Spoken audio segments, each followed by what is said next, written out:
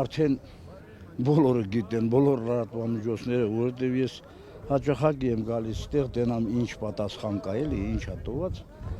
քանի որ 12 կետը տարանք իրար հետ փոխկապակցված են։ Եվ հարցի լուծումը եթե տրվում է, ասենք հարցի լուծումը եթե տրվում է միակողմանի, ես ժողովուրդն ընտրել խորհուրդը։ Խորհրդից պահանջում է, որ հարցը պետք է լուծվի այդ 12 կետերը իրար հետ։ Կարող է մեկը մի քիչ, մեկը շատ, եսիմ, բայց հարցի լուծման ձևը կարակ հարցնեք ինչպեսի պատասխան ունենք, լուծում ունենք, դա մենք էլ ենք սպասում, լուծում տվողը ես չեմ, կառավարությունը մանստած, բայց որտեւ ես տեղյակ չեմ ընդհանուր պետական բյուջեից, տեղյակ չեմ եկամուտներից, ծախսերից, ինչքան է կատարում, հայ ժողովուրդը այդքան էլ հարուստ մարդիկ չեն էլի, որ հարուստ լինեինք, մի եթե հաղթանակ կտանեինք, այդ բյուջեից եղածից պետք է օգտագործենք ռացիոնալ։ Ընտանիք է, որ հաշվարկում է մի ամիս իրան եկամուտը ինչքան է, ինչպես կարելի է ծախսել։ Աղքատը մտածում է եղածը տեղին ծախսելու, հարուստն էլ մտածում է իր փողը իր մահից հետո ով է ծախսելու։ Դա շատ դժվար բաներ է իր հետ։ Հիմա այսօր մեր խնդրանքը նա է, որ նայեն այն 40 թե 50 հազարները պլյուս 10 էլի, նայեն, որպեսզի ժողովուրդը գոնե միջև տարեվերջը ապահովեն, ինչ կմացվի, այսօր տարածաշրջանը պայթունավոր տանգ է։ Չգիտեմ, ես չեմ զբաղվում քաղաքականության, դա գերտերությունների խնդրի պատճառով ենք հայտնել այս վիճակում։ Եթե ուզում եք իմանաք, դա մեր գործը չի եղել, ոչ էլ Հայաստանի ղեկավարների, գերտերություններն են արել հասցրել այս վիճակի, ու իրանք էլ իրանք կաշան երևի կուտեն։ Բայց մենք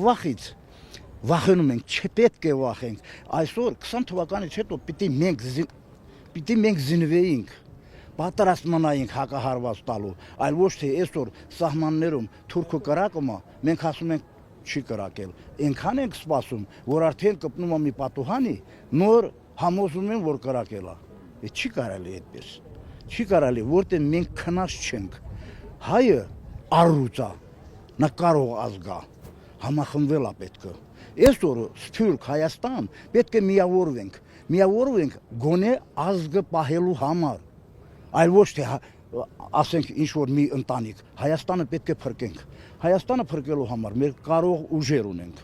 Այդ կարող ուժերը թող համախմբեն, ես կիսամեռ մարդ եմ, դիակ եմ, քայլում եմ, աչքիս մեկը չկա, սրտային հիվանդ եմ, վիրահատված, շաքար ունեցող մարդ, ու հազիվ կանգնում եմ ստեղ, ով գալիս է, մի հատ բան ասա, ազգի խոսողները չկան։ Այսօր ես կառավարության նիստը նայեցի, ազնվությամբ հետևում եմ, մարդ պիտի իր թշնամուն էլ նայի, որտեղ նա ինչ է պատրաստ, դու էլ հականարա ինչ որ մի բան պատրաստես։ Կառավարության նիստում կառավարության ղեկավարն ասում է, գիտեք, գյուղերում այսինչ ծրագրեր են դրել, հավանություն եմ տալիս այդ ծրագրերին, ես այն մարդը չեմ, որտեղ ես բյուջեի աշխատող եմ եղել, այդ ծրագրերում տալիս է 50%-ից ասենք փոխհատուցումներ են տալիս, ուզում են որպեսզի զարգացնեն բիզնեսը, բայց այսօր ասում է գրքի կարիք ունենք, գրքասեր պիտի լինես, ընթերցես, գիտական կարիք քիչ է, ու մեկ ասում տա, եւ ինքը ասում է ինձանից սկսած, այո շրջապատը ասում է պետք է ասում ուսումնասիրենք, լավ չենք ուսումնասիրել։ Մենք 7 տարի մնացել ենք առաջի դասարանում։ Ինչ է նշանակում 7 տարի մնացել ենք առաջի դասարանում։